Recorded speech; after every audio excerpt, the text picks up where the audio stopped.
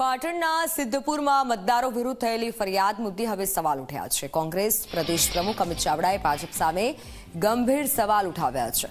સિદ્ધપુરના કાકોશીમાં મતદારો સામે ખોટી ફરિયાદ થયાના સવાલ ઉઠાવ્યા છે। કોંગ્રેસ નેતા અમિત ચાવડાના નિવેદન બાદ ભાજપના વળતા પ્રહાર, તાલુકા પ્રમુખ મુકેશ ચૌધરીએ વળતા પ્રહાર કર્યા છે। કાકોશીના લોકો સામે ફરિયાદ થઈ, તેઓ અલગ અલગ मतदान कार्ड धरावे छे। सिद्धपुर और मुंबईना अलग अलग विधानसभा में मतदान कार्ड धरावे छे, तो मतदार यादी में अनेक महिलाओं नाम पाछळ पितानुं नाम चालतुं होवानी पण आशंका छे।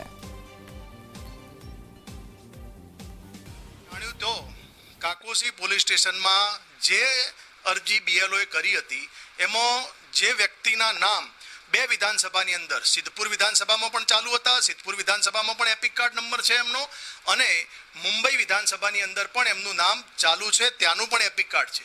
હવે તમે વિચારો કે બે એપિક કાર્ડ ધરાવનાર વ્યક્તિ મતદાન તો ઠીક છે ખોટું કરતા જ હશે, સરકારના બીજા પણ કેટલા લાભો ખોટા લઈ શકતા હશે।